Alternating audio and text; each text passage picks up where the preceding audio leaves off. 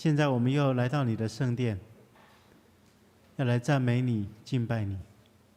求主与我们同在，安静我们的心，让我们全心向你，让我们将我们的心灵跟诚实表露出来，来蒙你的喜悦。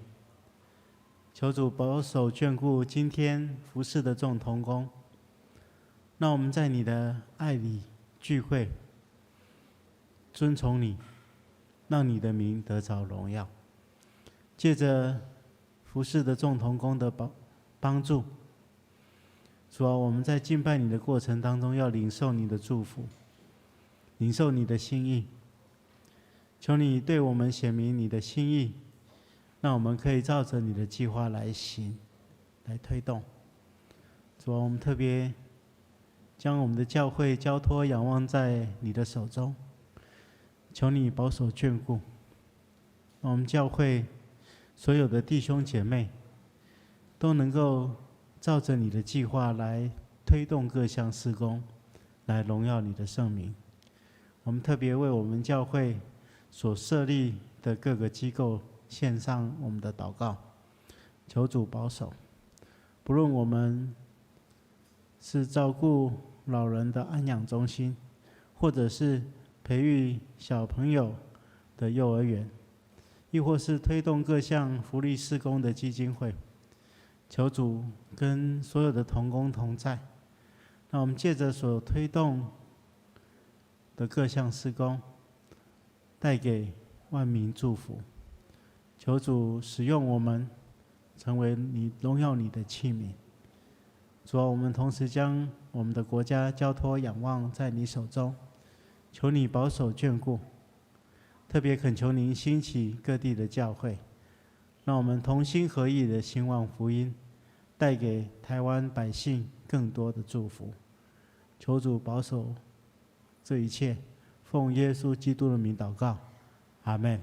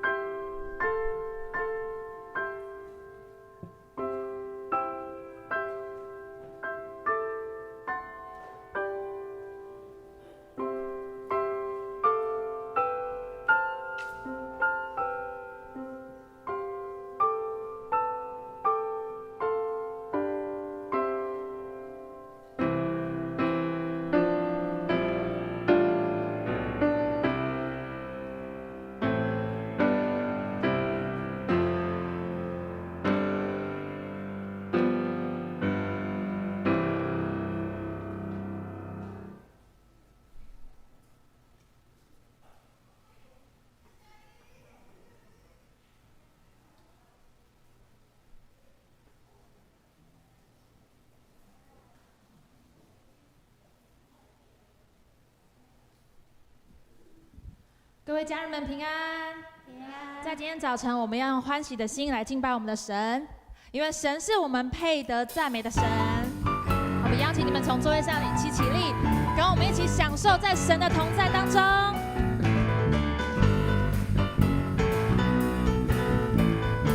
那些眼睛未曾看过的事情，还有耳朵未曾听过的事，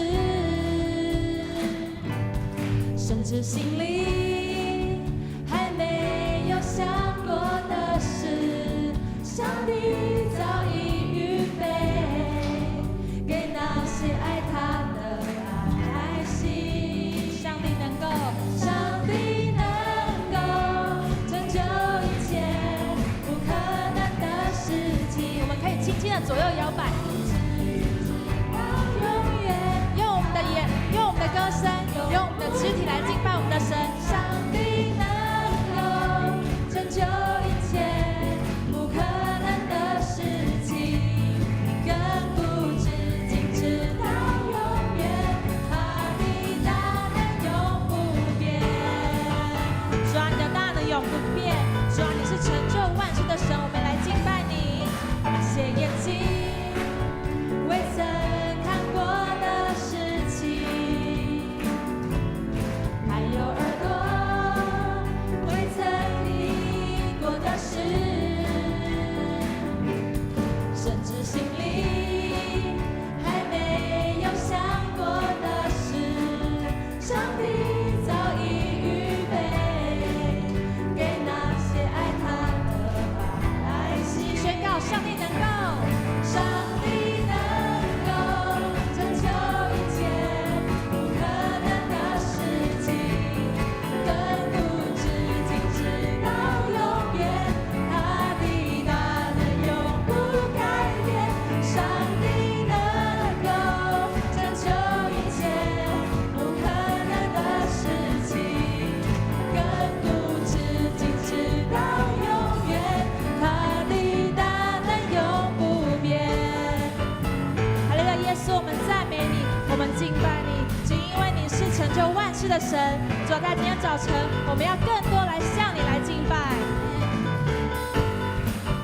上帝能够，上帝能够成就一切不可能的事情，亘古至今直到永远，他的大能宣告改变。上帝能够成就一切不可能的事情，亘古至今直到永远，他的大能永不变。上帝能够，我们举起我们的手来宣告，主你是成就一切的神。亘古至今直到永远，他的大能永不改变。上帝能够成就一切不可能的事情，亘古至今直到永远，他的大能永亘古至今，亘古至今直到永远，他的大能永不变。主，你是亘古至今直到永远的神，我们要将所有的荣耀颂赞都归于你。哈利路亚，耶稣，我们赞美你，敬拜你。主，你配的，让我们持续来享受神的同在。主，我们知道你是何等的爱我们，但有多少的时候，我们却没有好好的跟你说，主，我好爱你。好吧，让我们在今天早上能够更多来回应神的爱。主耶稣，我感谢你。主耶稣，我感谢你，你照亮了我们的生命，你照亮了我平凡的生命。主耶稣，我爱你。主耶稣，我爱你，让我每分每秒和你在一起。主，我们仰望你。主耶稣，我仰望你，你带我走过每一个脚印。主耶稣，我们爱你。主耶稣，我爱你，直到世界们要来荣耀你的名。主耶稣，我荣耀你，你流尽宝血换我的生命。主耶稣，我爱你，如果没有你，一切没有意义。主，我们要更多来宣告，更多来回你的爱，因为你是配得那颂赞的神。主，谢谢你的爱再次来这样进入到我们的生命里面。一起来唱，主耶稣，我感谢你。主耶稣，我感谢你，你照亮了我平凡的生命。主耶稣，我爱你，让我每分每秒和你在一起。主耶稣，我们仰望你，带我走过每一个脚印，带我走过每一个脚印。主耶稣，我爱你，直到世界的尽头，我也愿意。主耶稣，我荣耀你，主，你流尽宝血换我们的生命，宝血换我的生命。主耶稣，我爱你，如果没有你，一切没有意义。主耶稣，我们要敬拜你。主耶稣，我敬拜你，你流尽宝血换我的生命。主耶稣，我爱你，如果没有你，一切没有意义。我感谢你，主，我仰望你，主，我荣耀你，我荣耀你，主，我爱你，主，我爱你。再次跟着说，主，我感谢你，我感谢你，主，我们仰望你，我仰望你，我荣耀你，主，我爱你，主，我们感谢你。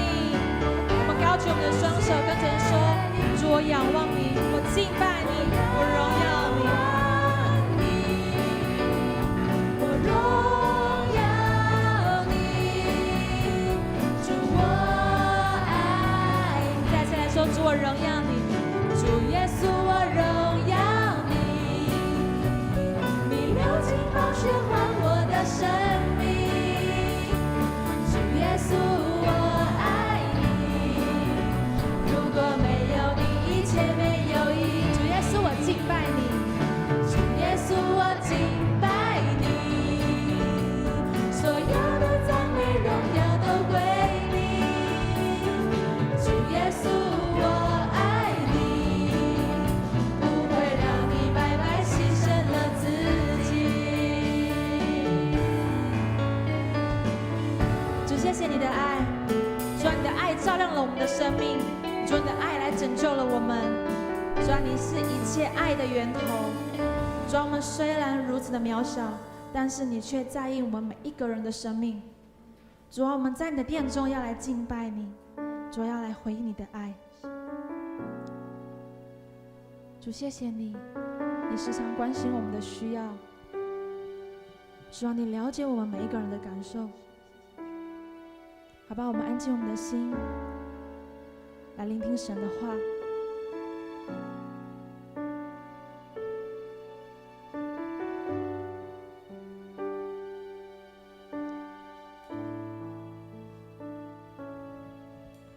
你创造宇宙万物，统管一切所有，但你却关心我的需要，了解我的感受。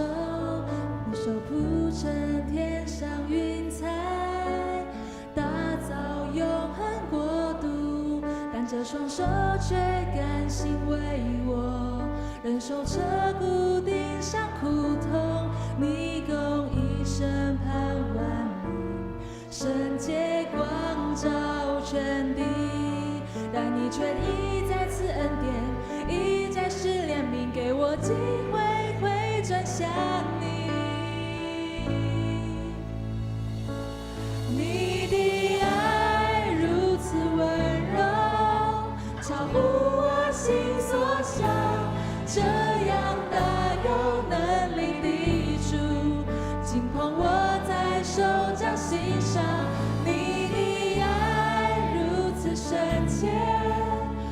知我无以报答，但愿倒空我的生命，学习你谦卑的样式，背起我自己的十字架。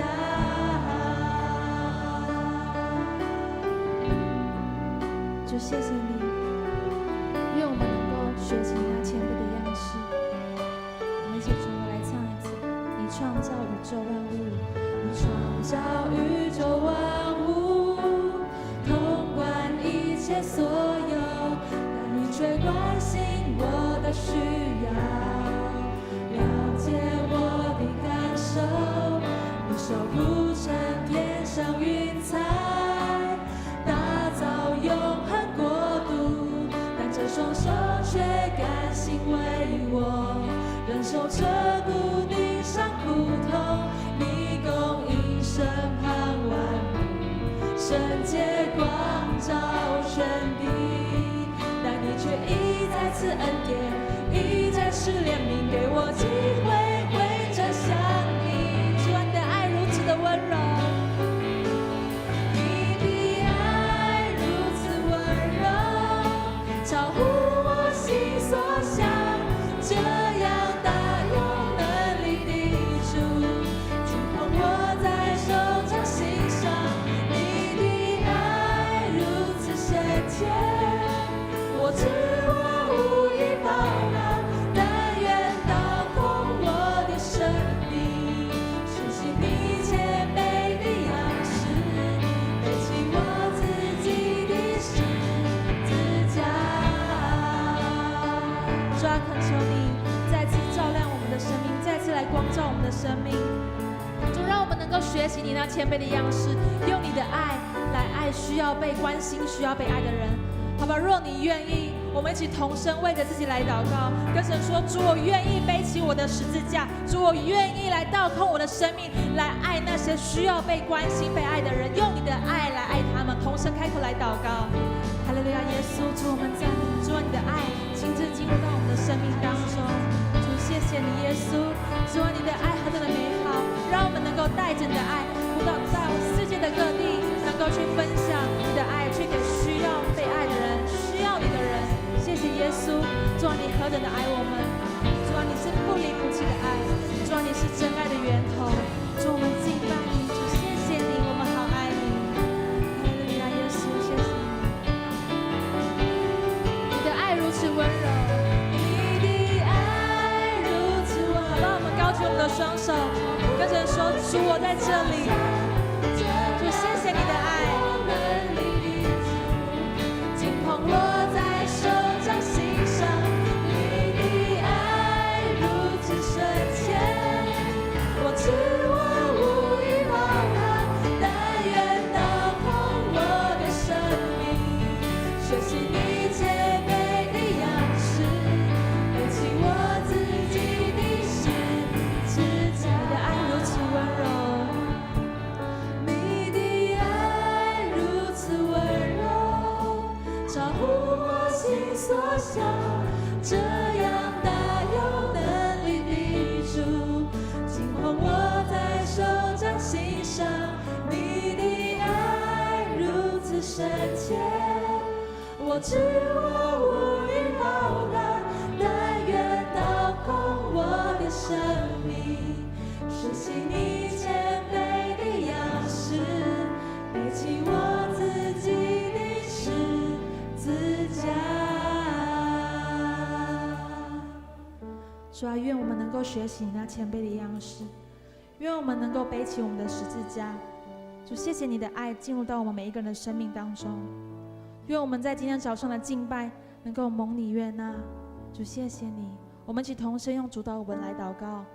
我们在天上的父，愿人都尊你的名为圣，愿你的国降临，愿你的旨意行在地上，如同行在天上。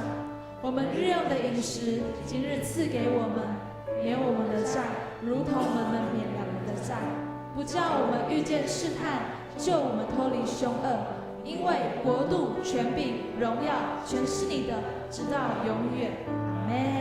各位弟兄姐妹，请坐。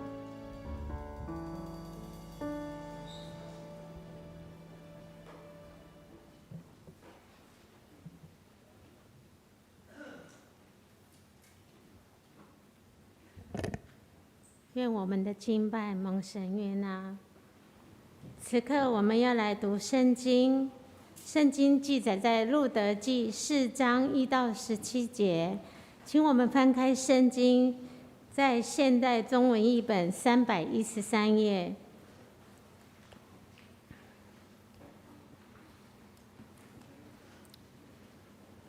波阿斯到了城门口，公众集合的地方，坐在那里。不久，波阿斯所说的那位以利米勒的至亲从那里经过，波阿斯就喊他的名字说：“请过来这里坐。”他就过来坐下。波阿斯又请来城里的10位地方长老，也叫他们在那里坐下。大家都坐定了。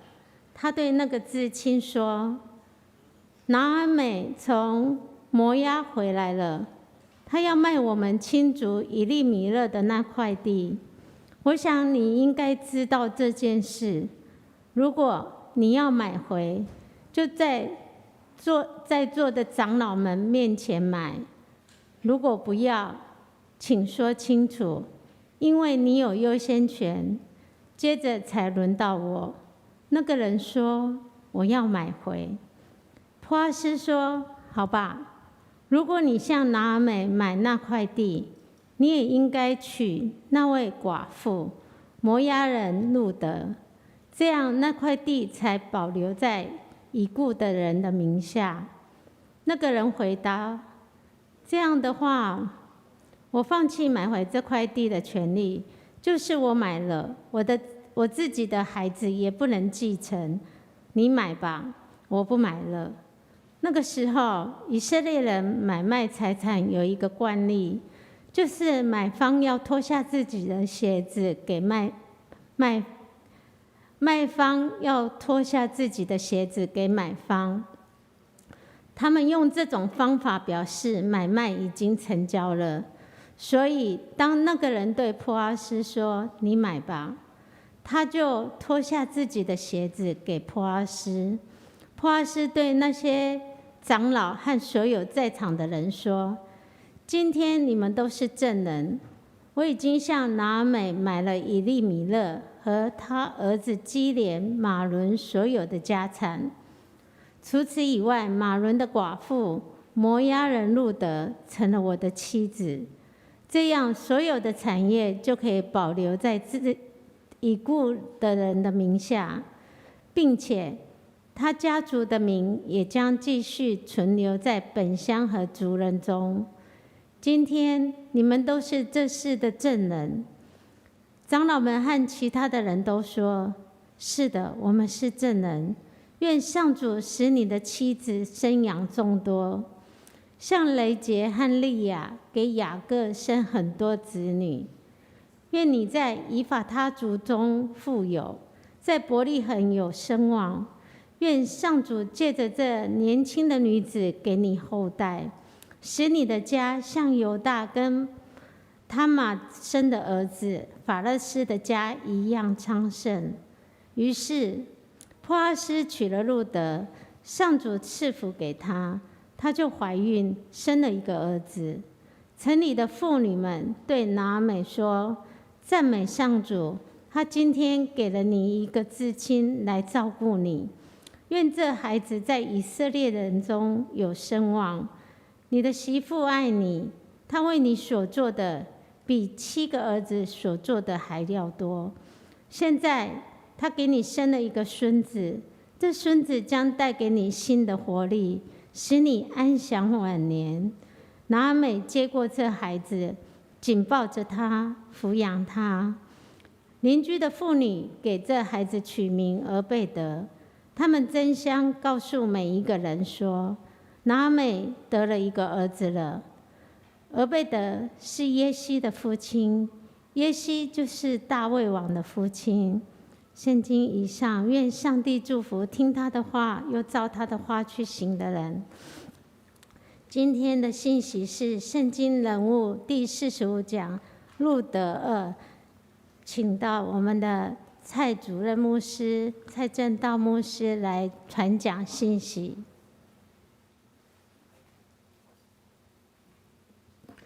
弟兄姐妹，大家平安。这个礼拜我们要继续来看路得的故事。在领受上帝的话语之前，我们同心来祷告。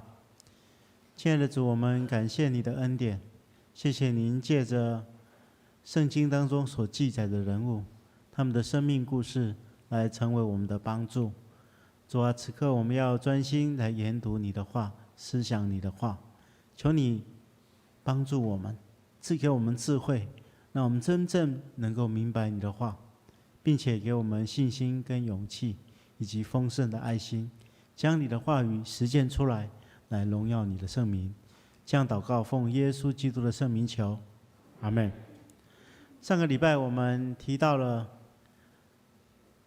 拿俄美跟路得这一对婆媳，他们从摩押回到了自己的故乡。当他们回到自己的故乡之后，他们马上就面临生计上的一个问题，因为在当时两个无依无靠的妇人，在那个时代当中几乎是没有办法自己生存的除了别人的帮助，除了去乞讨之外，没有办法生存。所以这个时候我们看到圣经里面记载着上帝为他们开路，就是有一个人出现了。圣经说拿俄美有一个亲族名叫做波阿斯，既有钱又有地位，是她丈夫以利米勒的亲族。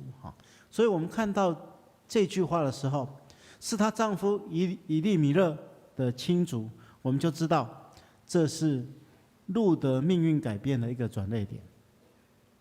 我们上个礼拜曾经提到以色列的律法当中，记载在申命记的25章第5节到第10节，有一个利未拉特的婚姻律法。这个律法就是规定，至亲的人亲族必须负起照顾亲人当中没有孩子的这个寡妇，必须要负起他们的照料的责任。所以我们看到圣经当中说，这是她丈夫以利米勒的亲族，就表示说他们的希望燃起了。那我们如果从第1章开始来看，在第1章的结尾的时候，它记载着路得跟拿俄美回到犹大的伯利恒的时候，正好是收割大麦的时期。那在迦南地的收割大麦，大概通常是在4月份到5月份这段时间。那收割的方法是要许多人一起出动，要男生在前面用镰刀先把这个麦秆把它割断，然后后面有一些妇女，那随后就将这个麦秆一捆一捆的把它绑起来收成。但是所以这时候我们看圣经记载在第2章的2到3节有一天路得对拿俄美说让我到田里去捡人家掉落的麦穗，我一定会遇到一个肯善待我的人。那他就去到了波阿斯的这个田里面去捡这个麦穗。为什么他可以去捡麦穗呢？因为这其实跟以色列的有一条律法有关系。如果我们去看利未记的第19章9到10节以色列的律法规定收割的时候，一般人在收割的时候，他不可以割田边四周的这个谷物。那如果当中在收成的过程当中有那个麦子掉落的、穗子掉落的，那也不能捡。为什么要这样子？因为这些是要留给外地人跟当时的穷人的。我们都知道外地人他没有田地嘛，他没有办法耕作，没有办法生产。那孤儿寡妇他们也没有办法来农作，所以圣经里面上帝的律法特别定下这个律法，来保障这些穷苦的人的生活。因为他们有一个原则，在社会当中不能有人饿死，饿死是这一个地方的人、这个民族的耻辱。那所以这边记载路得就对她婆婆说，她要到这个田里去拾麦穗。但是我们要注意路德对她的婆婆说：“我一定会遇到一个肯善待我的人。”那表示当时并不是所有的人、所有的地主都遵守这个律法。有一些人是善待别人的人，他会遵照这个律法，把田边四周围的谷物留下来，那掉落的麦穗也不捡起来。但是有一大部分的人，其实都很自私的，没有照这个律法去行，不肯善待这些穷人。所以我们要理解，就是路德去捡麦穗，他期待，他也相信他一定会遇到一个肯善待他的人。结果他正巧在捡麦穗的时候，是他的至亲波阿斯的人。这真是上帝奇妙的安排。那我们如果继续看下去，我们发现波阿斯他是一个义人，是一个好人，而且他一看到路德就知道，就听说过路德真的是很好好的孝敬他的婆婆，所以他决定要好好的照顾路德，然后又在拿俄美细心的安排之下，他就决定一定要替路德解决他们所面对的问题。但是这个时候遇到一个头痛的问题，就是按照利未拉特律法要至亲的人那个人才能够履行利未拉特律法，而波阿斯并不是最亲的那一位，在他前面排序当中还有一位比波阿斯跟他们的关系更密切。所以接下来就是我们今天早上所读到的经文。那波阿斯就到了城门口公众集合的地方，他坐在那里。那城门口公众集合的地方，那个地方有一点类似我们今天的地方法院。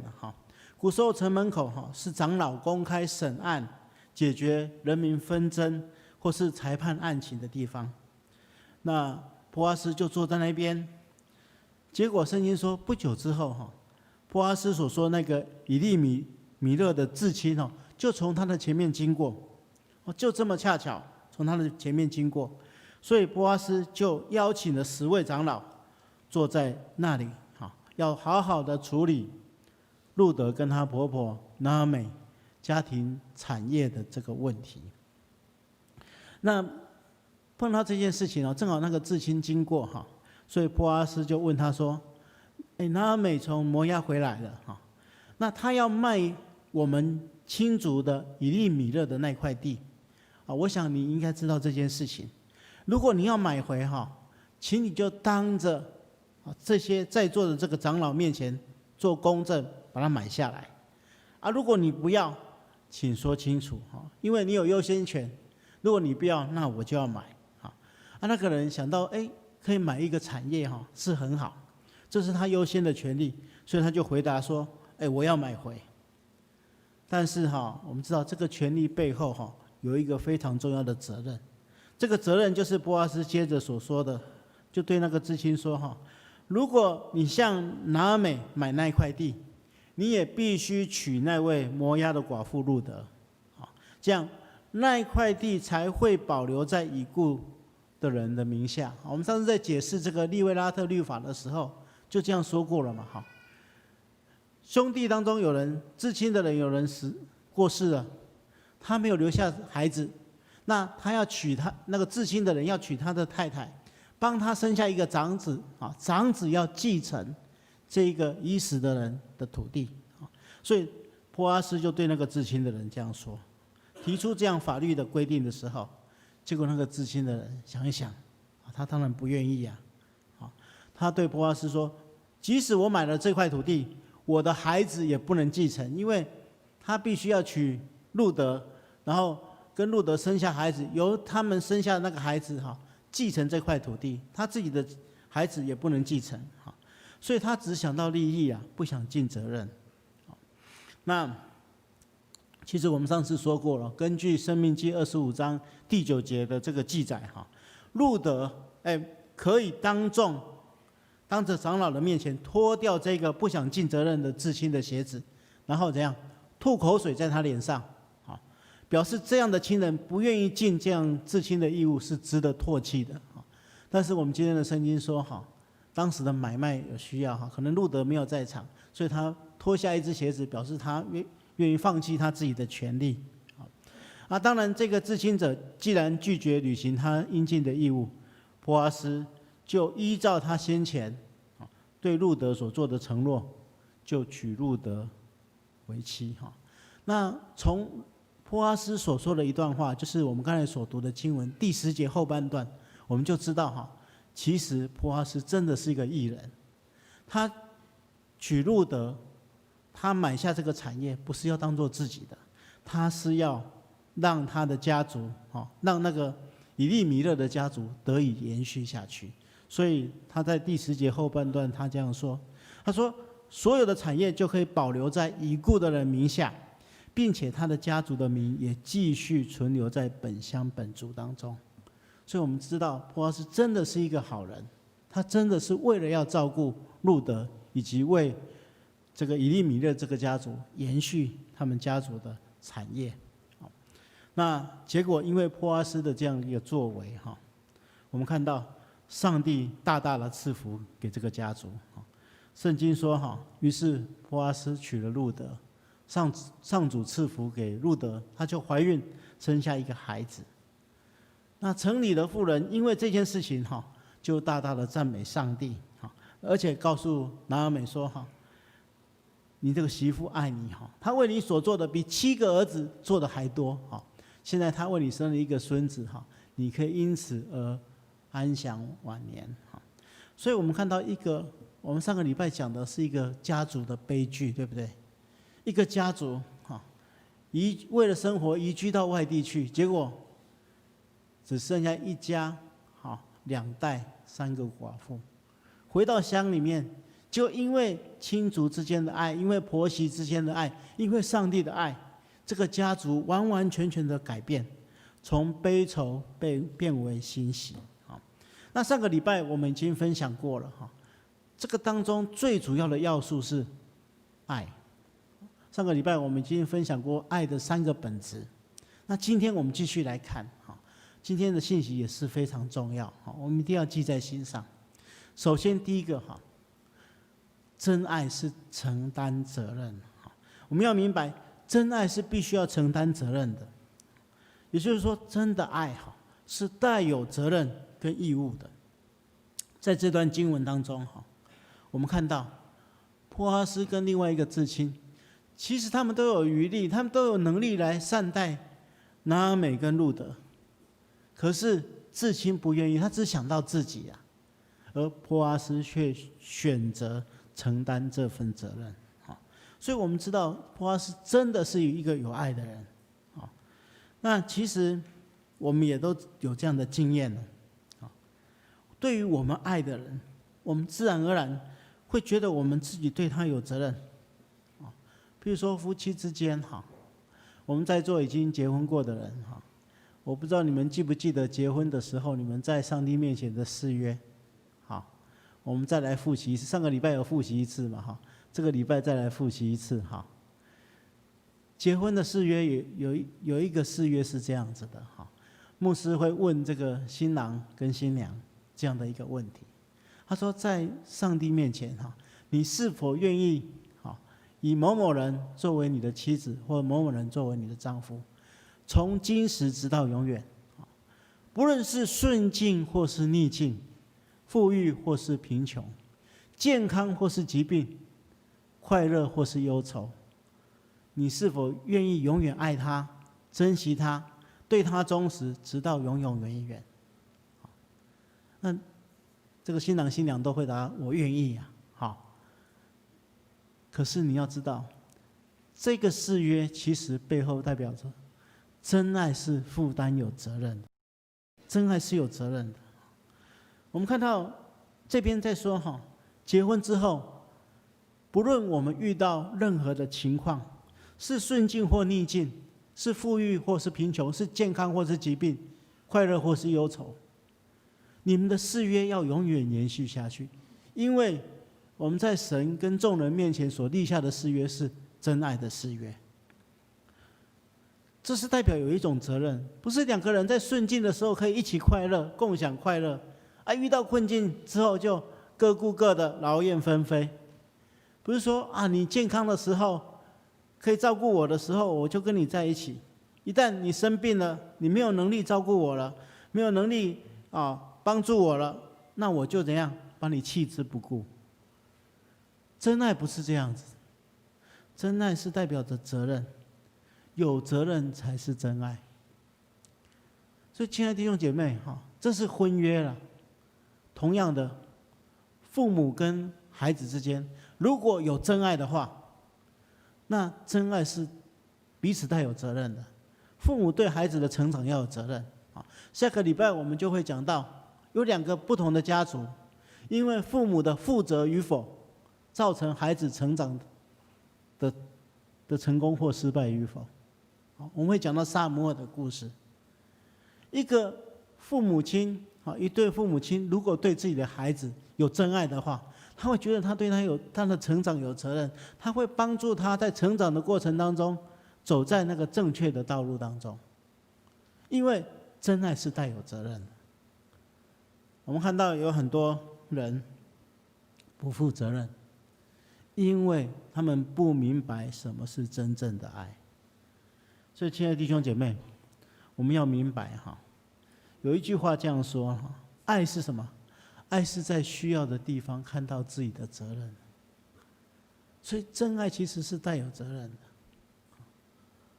如果你真的爱你四周围的弟兄姐妹，你就明白你在他们的生命当中必须要负责，你就责任帮助他们一起携手奔行天路。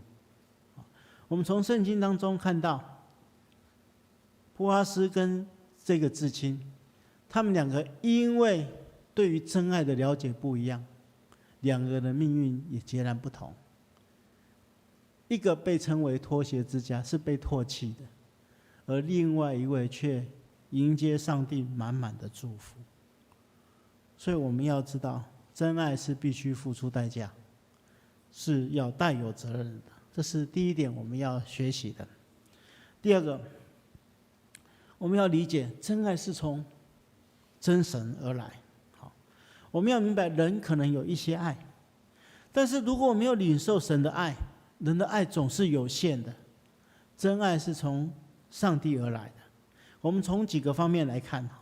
首先，在这段经文当中，我们看到上帝给以色列人的律法，这个律法最重要是隐藏在背后的意涵，不是表面的条文。不论我们看到在解释的这个生命记里面记载的利未拉特婚姻律法，或是今天讲到的必须留下田边的麦穗，留下掉在地上的麦穗给穷人，这些其实背后都隐藏着上帝对弱势者满满的爱。上帝为什么要定这些律法？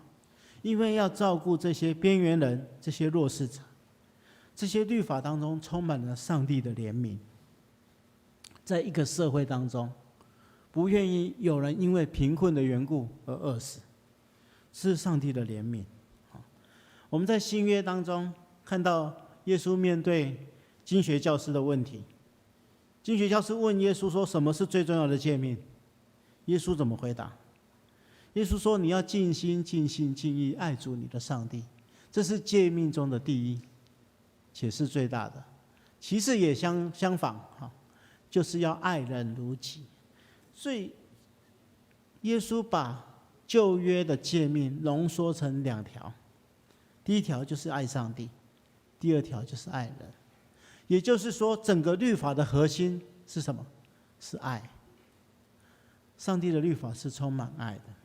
即使有一些我们今天在解释律法的过程当中，也许只重视表面的意义，这是不正确的方式。其实上帝的律法的背后都隐藏着对人满满的爱。接着我们来看，我们看到路德记所记载着整个故事的过程，我们发现上帝的作为真的是充满了爱。我们举几个例子来看。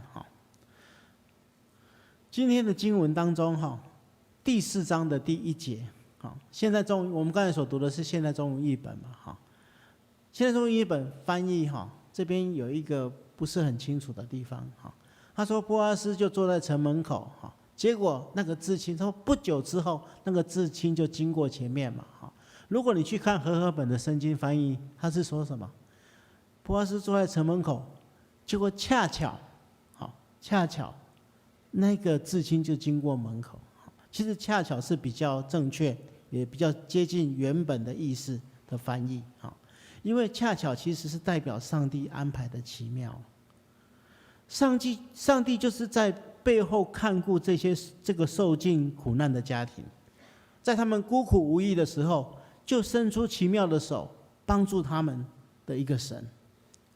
那我们从整个故事的发展来看，哈，路德记的作者把这样的暗示哈，就放在整本路德记当中。我们看到拿俄美他们返回故乡伯利恒的时候，恰巧正好是收割大麦的时期，而路德要去麦田捡麦穗的时候，一去就恰巧是在波阿斯的麦田，遇到波阿斯又恰巧是丈夫家族当中的至亲。那现在波阿斯要找这个至亲，这个至亲又恰巧经过城门口，所以在一连串的巧合当中，就表示说这是上帝的美意啊，是上帝在整个过程当中掌权，一切都是他美好的安排。亲爱的弟兄姐妹，其实我们只要仔细去思考，上帝在我们生命当中的作为，其实是充满他对我们的爱。只要我们能够细细的去体会，我们就可以经历这样美好的一个上帝的作为。那既然上帝的律法是充满爱，上帝的作为也充满爱，那接着我们身为上帝的儿女，我们要拥有爱。上帝是爱的上帝，我们称作他的儿女的，我们也要有来自于他的爱。圣经这样说哈，亲爱的朋友们，我们要彼此相爱，因为爱是从上帝来的。那有爱的使上帝的儿女也认识上帝。我们在教会的生活当中，或是我们在日常生活当中，我们也要借着我们的生命去分享这样的爱。今天如果我们看周报的话，我们会发现今天是我们总会所定的性别公益的纪念主日。那这个主日其实要提醒我们在我们的社会当中，在今天不应该有因为性别或是阶级或是种族的差别而产生的不公义的事情来发生。因为我们是一个有爱的团体，不单单是这样子，反倒是我们要怎样？我们要分享，在我们这个团体当中去分享我们的爱，借着我们的团契，借着我们的小组，把上帝的爱落实在我们的生活当中。因为我们是上帝的儿女，必须要拥有来自于神的爱。最后我们来看这段经文最重要的一个部分。这段经文其实是告诉我们说，真爱能带来改变，可以翻转生命。路德记记载着摩押女子路德。摩押这个民族原本是受人歧视的，而一个女人在当时的这个背景之下，也是受人忽略的。但是由于真爱，她的生命整个被翻转。我们要注意到路德记最重要的一段记载，是在路德记的结尾。这段结尾是这样说的：于是波阿斯娶了路德，上帝赐福给她，她就怀孕，生了一个儿子。邻居的妇女给这个孩子取名叫俄贝德，俄贝德是耶西的父亲，耶西就是大卫王的父亲。这边告诉我们说，摩押人路德成为以色列最伟大国王大卫的祖先。这个是人所看不起、人所忽视的外邦的一个女子，因为上帝的拣选，因为上帝的恩待，她成为以色列最伟大国王的祖先。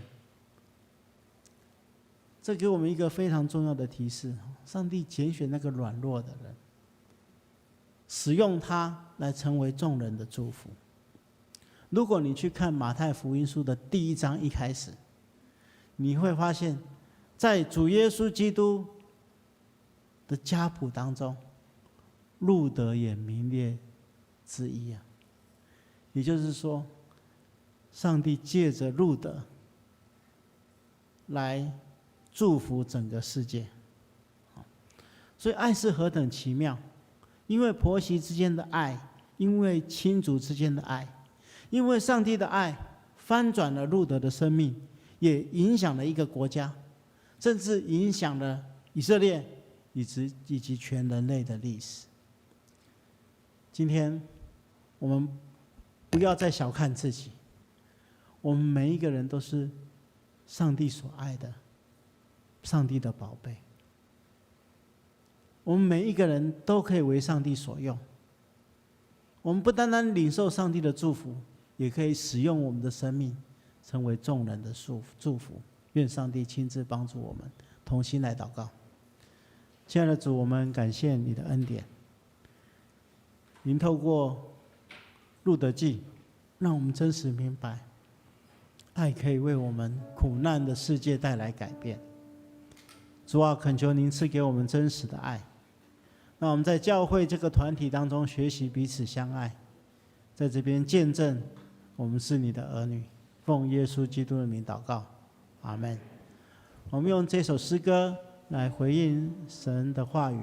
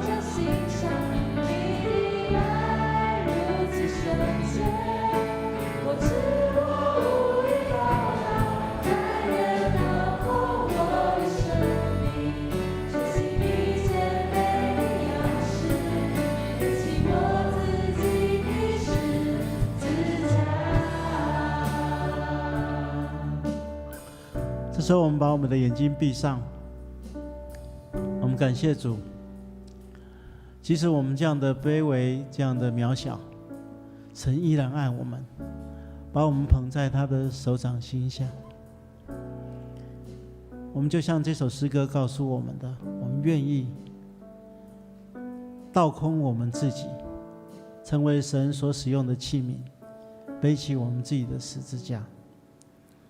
就像路德的生命一样，他虽然是面对苦难的世界，但是因着真爱改变他的生命，使他成为上帝所使用的器皿，成为祝福人类决定性的一位上帝的器皿。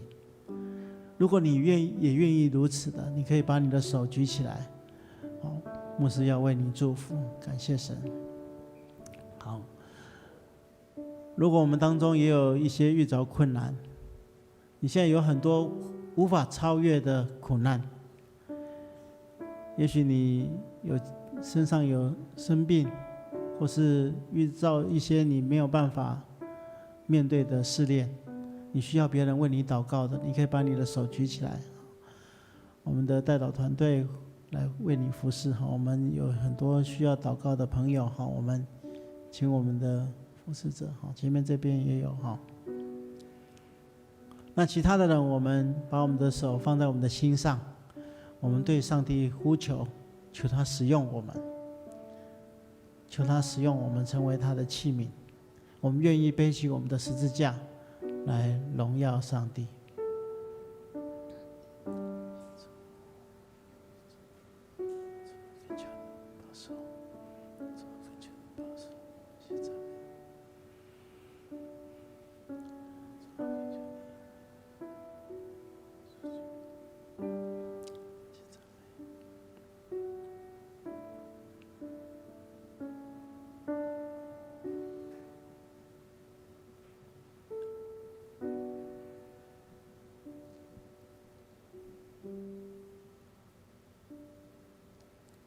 亲爱的主，我们谢谢你的恩典，谢谢您透过你的话语激励我们，求主赐下更新改变的力量，让我们即使面对生命当中的苦痛，我们依然能够为主所用，成为你所使用贵重的器皿。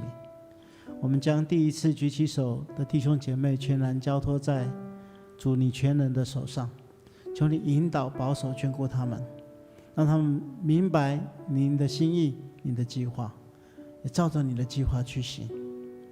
我们同时也将遇着困难，有许多面对的难关的这些弟兄姐妹，全然交托仰望在主手中。主你亲自安慰，亲自医治，亲自保守，并且让他们明白，在他们的苦难当中，有主的恩典够他们使用。求主也保守眷顾我们在座所有弟兄姐妹，让我们全心向你，为我们所插的标杆直跑，让我们在奔行天路的过程当中，有你的爱与我们同行。奉耶稣基督的名祷告，阿们。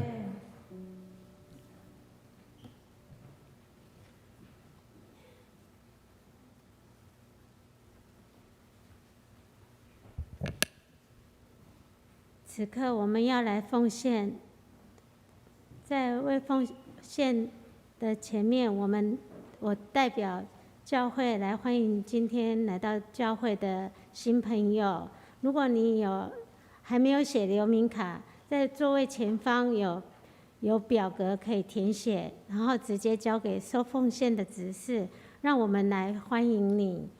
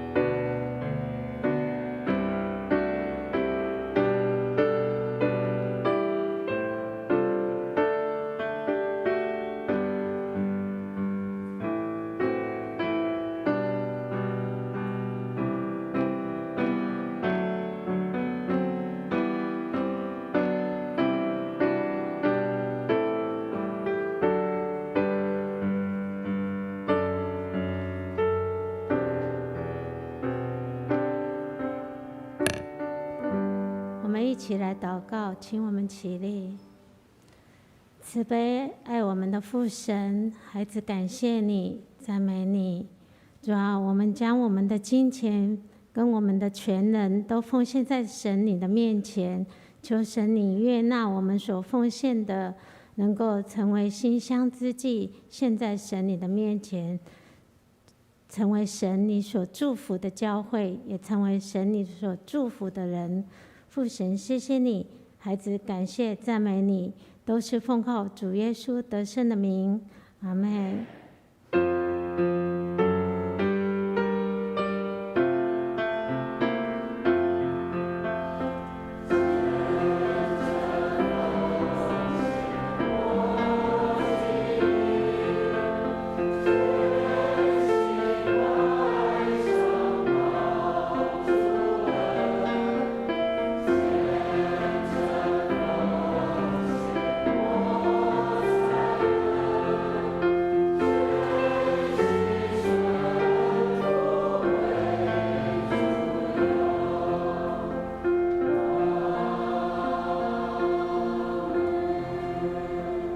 请坐。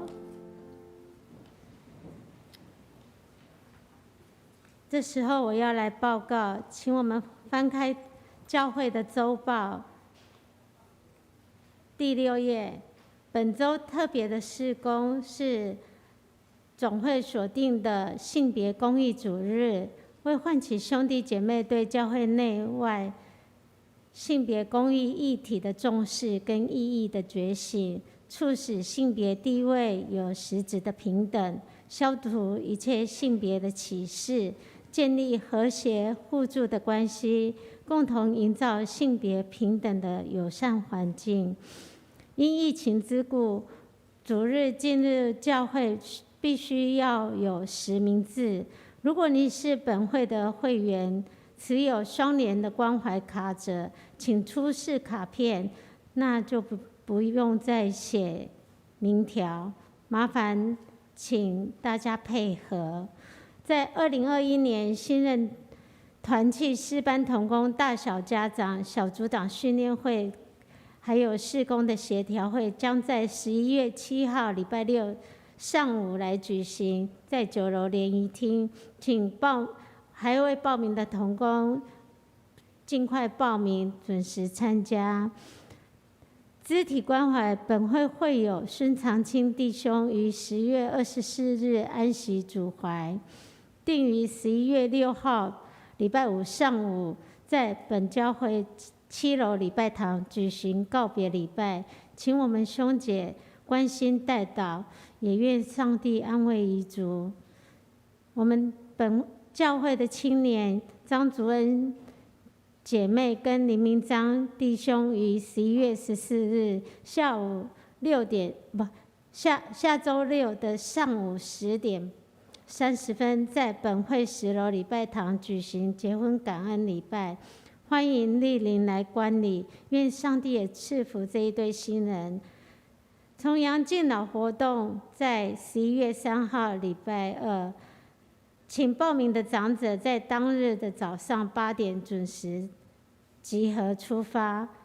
我们教会的牛埔庄的讲座在每个礼拜四，11月份每个礼拜四的晚上7点到9点，还未报名的请尽快报名，请到台南神学院院长王崇饶牧师来分享信仰的反省，欢迎大家报名来参加。青年事工，我们国中大专小组联合聚会在11月8号下个礼拜天上午的10点15分到11点45分，请我们大家来注意来参加。讲员是杨木恩弟兄，他要分享的主题是徒步环岛之旅。国中家长会在11月8号也同样是下礼拜的下午1点到3点，在中山北路109号的2楼2024，邀请到泰山国中吴新昌老师来分享信息，请大家预备心。还有我们教会的双联视障关怀基金会消息，为了要帮助盲朋友视障独居老人的一个感恩音乐会，在11月7号礼拜六下午3点到5点，欢迎大家邀请亲朋好友一起来聆听，有小小希罗亚合唱团，还有艺声国际带来的赞美美声跟演奏表演，请大家能够踊跃出席来参加，来分享他们的快乐。以上，其他的请大家自己看。然后此刻我们请牧师来欢迎来宾。大家平安。我来介绍第一次来跟我们一起敬拜的弟兄姐妹啊，这边有一位郭玉贤小姐，好，在前面这边好，我们欢迎她哈，她是从台中来的哈，是金泉长老的朋友哈。那好，请坐。好，那其他有没有第一次来跟我们一起礼拜的没有介绍到的？欢迎我们的贵宾，待会可以到我们的贵宾室哈，接受进一步的介绍跟招待。那这时候我们一起起立来唱最后的诗歌。